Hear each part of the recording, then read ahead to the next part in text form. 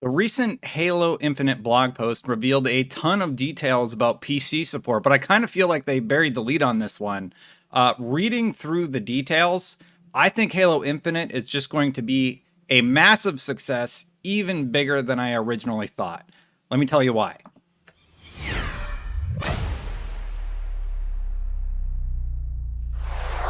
Okay, if you want the short answer is crossplay, but I have a lot more to go into beyond that. Yeah, so they revealed that crossplay is going to be available for Halo Infinite when it comes out. But man, there are going to be so many features for this game that are just great for console players and PC players. So let's talk about a few things that are going on here. So first of all, crossplay means that if you buy the game on Steam, on the Xbox app, on your Xbox, or you're playing on Game Pass for a PC, no matter where you're playing, you're going to be able to play together in Halo Infinite. And they're taking a lot of considerations about what that means for your playing. For example, they're going to matchmake based on input type for competitive multiplayer. So you will be paired with people that don't have any specific advantage versus you. So a few other things that they talked about is one of the quotes from the article say that we plan to build upon Infinite for years into the future. And that's really exciting because they're using it as a platform to build upon Halo Infinite going forward. That's something we already sort of knew about. They're just sort of reiterating that point here. But they also want to make it convenient to get into a match regardless of which platform your friends are on. They talked about different audio services such as Discord being able to be utilized, or, party chat, or whatever you choose to use to be able to communicate with your friends. Now, I am really, really stoked to read all of this because reading through this blog post, and the reason I'm posting a little bit later today is because I wanted to read through the whole thing, and I was going to read through all the recent Halo Infinite blog posts, but there's so much info here that I just wanted to cover off on with you guys, because I really feel like they they could have just done a bullet pointed list about things you should be hyped for, because there was so much that they went over. For example, like, reminder, this is going to be a free-to-play multiplayer game. So like, Apex, for example, that's a free-to-play multiplayer game, massive success. Fortnite, free-to-play. And the fact that this is going to be able to be crossplay with Steam, Xbox, and Game Pass for a PC, and like the Xbox app and everything, I really, really think that we are going to see a massive community for Halo Infinite. And that's multiplayer, right? So if you look at some of the top games, a lot of them have free-to-play type mechanics, like just some of the top games on Steam right now. If you look, it's really an indicator of where we could see Halo Infinite landing. Like, are they going to be top 10? Destiny 2, for example, is a free-to-play game that you're regularly seeing pop up every time there's a new event. Hopefully, they're able to keep that momentum. So that's crossplay with PC, Xbox Series X, S, and I think Xbox One, but don't quote me on that one. I need to look. So when you start thinking about the whole Xbox ecosystem, that is part of the equation. But in addition to that, you have all these PC players that are going to be coming in regardless of what platform they choose to play on. And then, of course, they talked about the aspect ratios. They talked about up to 32 by 9, and then going beyond that. And Jeff Guy said, this will be a Halo built for PC players by PC players. So this actually affects both console players and PC players. So that means they kept talking about ultra wide and super ultra wide support with triple keybinds. That's exciting to a PC player like me. But also, if you want to play with a PS5 controller, they didn't say PS5 controller, but if you read between the lines, they say other non-Xbox controllers. That's what they mean. But it also means mouse and keyboard support on console and PC, of course on PC, but like, yeah, you can plug in your mouse and keyboard, and it seems like you're going to have these options available to you based on what I just read in this article. You're also going to have an FOV slider on console and PC. FOV is something that a lot of gamers really, really appreciate. Destiny recently did this, pushing the console versions of Destiny 2 all the way up to 120 hertz in multiplayer and allowing an FOV slider. And it really changes your experience, and people responded incredibly positively to that change in Destiny 2. I'm glad that Halo is going to be launching with that functionality. And I hope more games continue to offer that as an option. Like Outriders on I want to play Outriders on Xbox Series X, right? But I want to play it with keyboard and mouse. Just let me have that option. There's no competitive advantage. And the way that Halo's handling it is really smart. It's based on your input. So whatever you're inputting, that's how you're going to be match made, as opposed to, your connection or whatever. I'm sure that's considered though too. Anyway, I don't want to get into too many specifics. I can only talk about what I know. I mean, if you want to go the other way, you can also do 4x3 if you want to run on an old CRT. And then talking about the campaign's not free to play. Like, that's going to be part of the paid experience. But they talked about cutscenes. And something that really jumped out at me is they said Infinite has a style of in-game cutscene we call narrative moments. So I think we sort of saw that in the trailer back at E3, where like you're going to go somewhere, a cutscene's going to play, and then you'll probably jump right back into combat.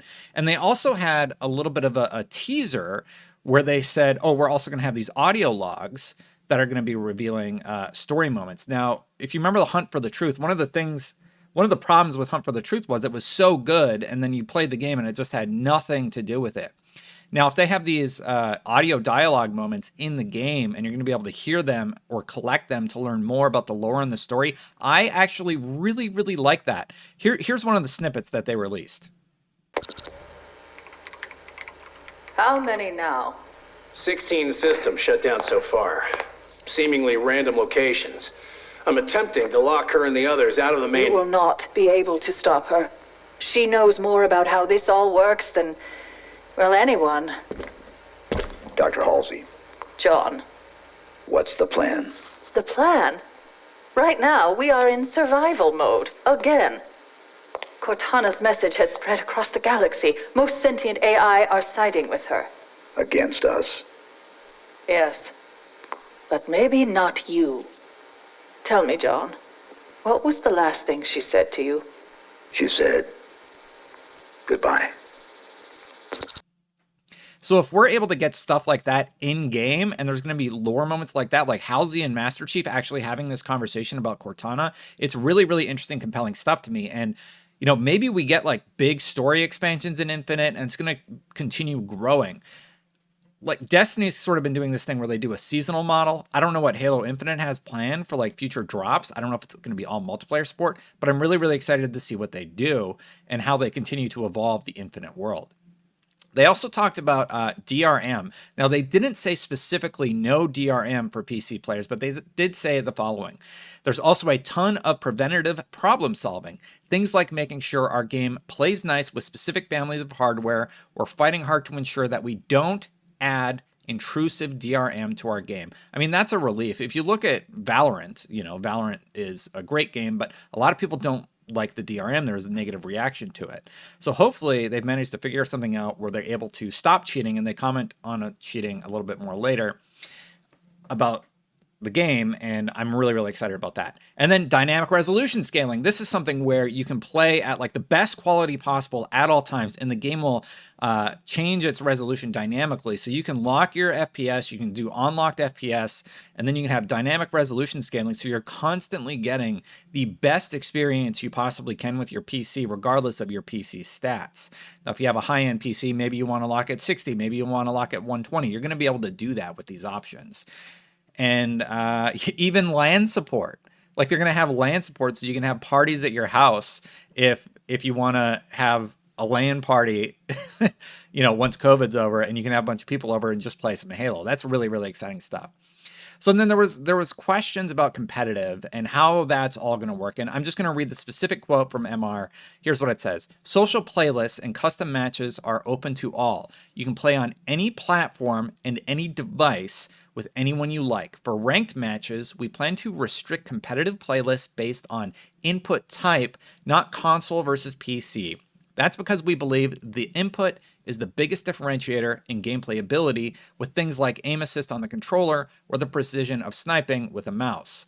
You can play with a controller on your PC to play ranked with your console friends, or even mouse and keyboard on your console to play ranked with your PC friends. And then they also go on to talk about anti-cheat and how they're handling anti-cheat. And here's what they say. Our anti-cheat philosophy is to make cheating more difficult in ways that don't involve kernel drivers or background services. Thank you. Hopefully they can do that without having to do that, right? And it's really, really nice to see that all these cheat services are sort of being like hammered with cease and desist. It needed to happen, right? Anyway, we've done a lot of work securing the Slipspace engine and developing novel ways to protect and change the game to slow down cheat development. When people do cheat, We're focused on catching them through their behavior and not from data that we've harvested from their machines. Combating cheaters is an ever-evolving arms race, but we're making the tech investments needed today to continue the fight for years to come. Now, I've heard this before, and I am a little concerned about the cheat software that they're developing. I truly hope that they're able to squash this, because if they launch their multiplayer and it's filled with cheaters with this crossplay, it's not going to be good for them. Like the story about Destiny for the last 2 years is it's filled with cheaters, right? They finally got to a place where, people, it got so bad on Destiny that people just started playing on console just to avoid the cheaters in Destiny. And hopefully Halo doesn't get there, right?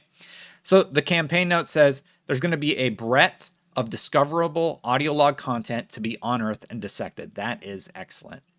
And the final note I wanted to hit on for this video was something from Staten that he mentioned in the blog post. He basically said the following, and it sounds like we're going to be potentially playing this soon or seeing multiplayer, or we're going to see something very, very soon. Here's what he said. And the great news is that summer, i.e. games industry event season, is just around the corner, and there are glorious plans afoot. So obviously a pretty not subtle tease that we're going to be seeing more Halo Infinite, potentially playing it. I don't know. I would really, really hope that. So why am I so excited about this? Am I blowing this out of proportion? I absolutely don't think I am. I think the fact that you're going to be able to support console players with inputs from any device that they choose. You're going to have Steam players. Steam just basically means anybody with a PC is going to be in the Halo playlist. Anybody on console is going to be in the Halo playlist, right? And it's available on Game Pass for PC, meaning you're going to be able to play that way also. That is huge. Halo, in my opinion, I don't see how it doesn't have a massive community. The question will be longer term, can they sustain that momentum? And if they can, this game is going to be massive. It is going to be so huge, and I'm incredibly excited. Hey, if you like these kinds of videos, I usually record these late at night, but I fell asleep last night. So I apologize for launching this one a little bit late on a Sunday. Paul vs. Destin should be back next week. Thank you to everybody for watching this channel. If you like the content that I make, please hit the subscribe button. I do my best. I record them sometimes late at night, and sometimes I get the stats wrong when I'm looking at numbers. So I'm going to be a little bit more mindful about those videos and just quote people as opposed to getting a little bit too crazy, because I got called out on it, rightfully so, and I'm going to be a little bit more mindful about that. But anyway, if you just like talking about stuff, that's all these are. These are vlogs. I take a bunch of notes, and then I talk to you about them and talk to you about why it has me excited about Xbox, about PlayStation. I got a few PlayStation videos coming up about Returnal and about the Ratchet & Clank trailer, so be sure to check those out. Subscribe if you like this sort of content. If you want to become a member and support the channel, it's something YouTube offers to their content creators on YouTube. I have it turned on. You can check out those services. Thank you, everybody who has become a member. That is so cool. It's just neat to see that you guys like this stuff enough to support me that way too. Thank you for watching.